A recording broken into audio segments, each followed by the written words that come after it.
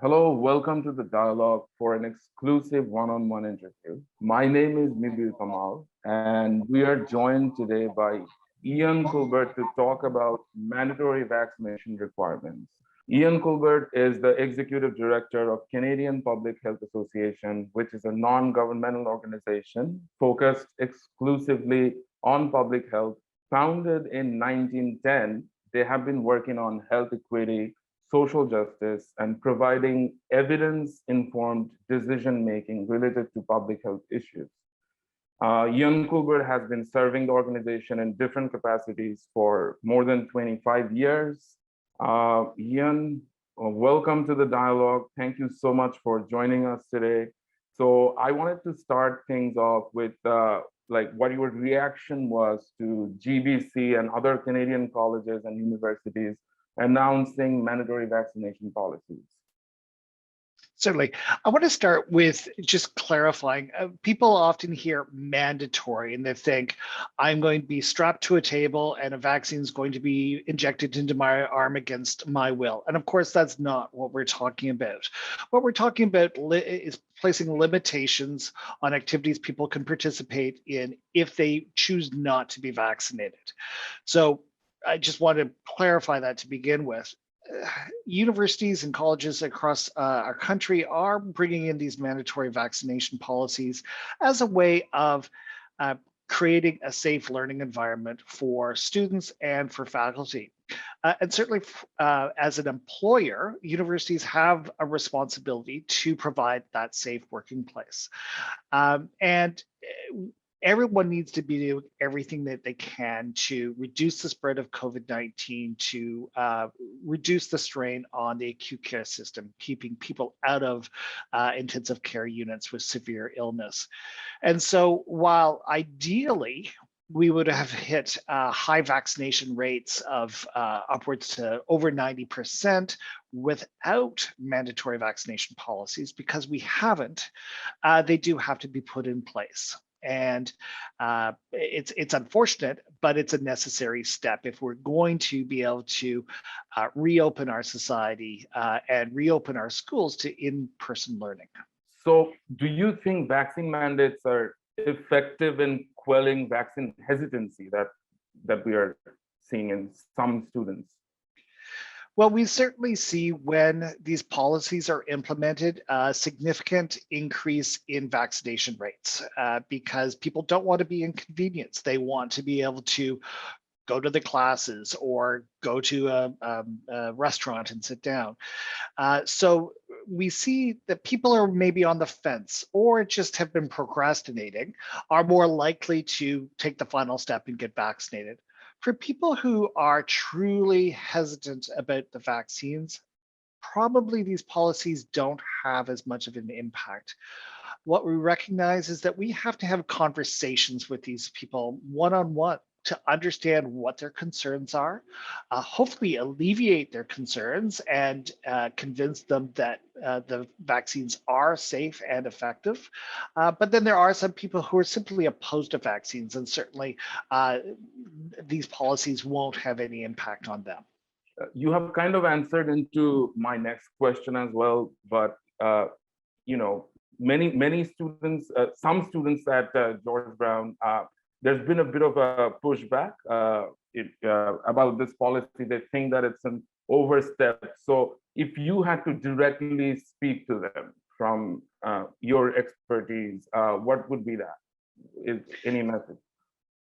Well, certainly understanding why they're choosing not to be vaccinated is important. And if it's a safety concern, I think we have adequate data to prove that these are safe and effective vaccines.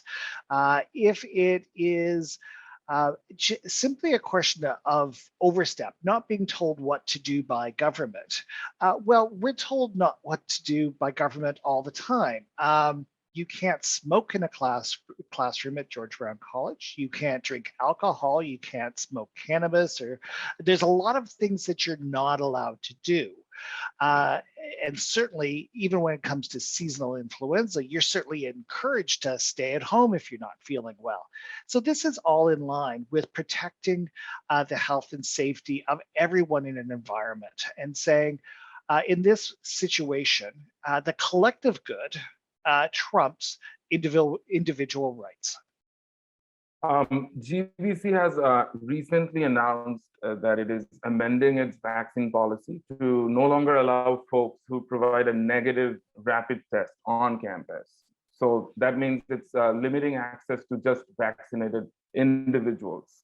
Do you think that that's the correct approach?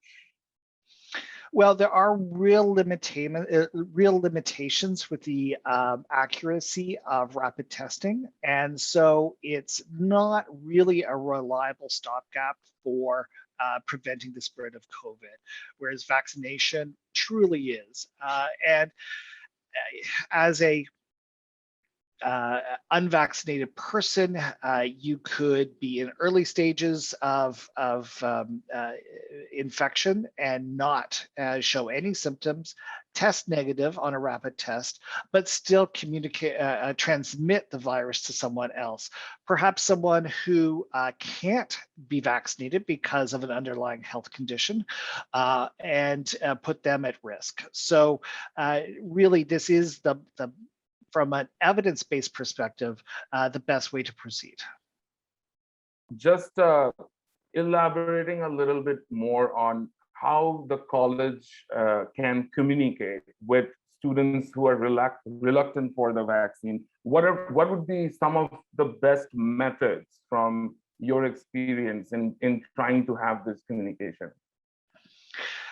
Certainly the best option, although it is time intensive and takes human resources, is to have one-on-one conversations with people who are truly reluctant about being vaccinated, and understanding exactly what their concerns are, and hopefully being able to address them in a way that supports the person to make what we believe is the right decision and to accept a vaccination.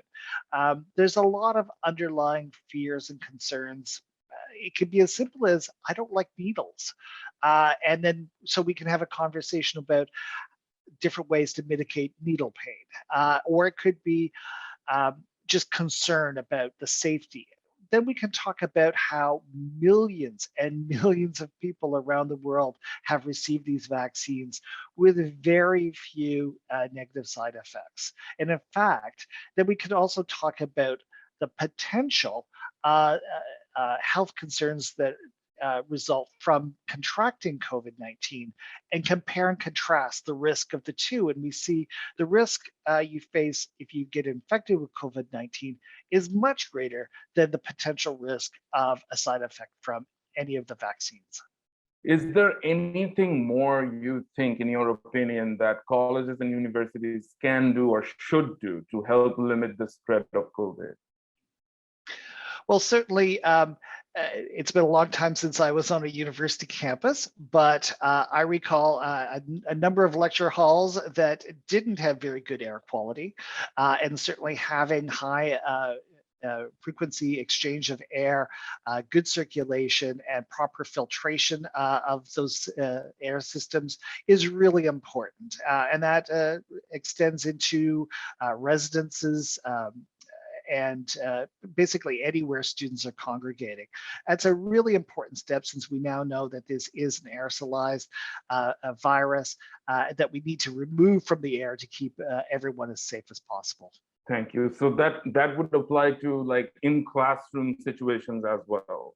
Absolutely. Anywhere on campus where you're meeting inside, you should have the best quality air filtration and circulation possible.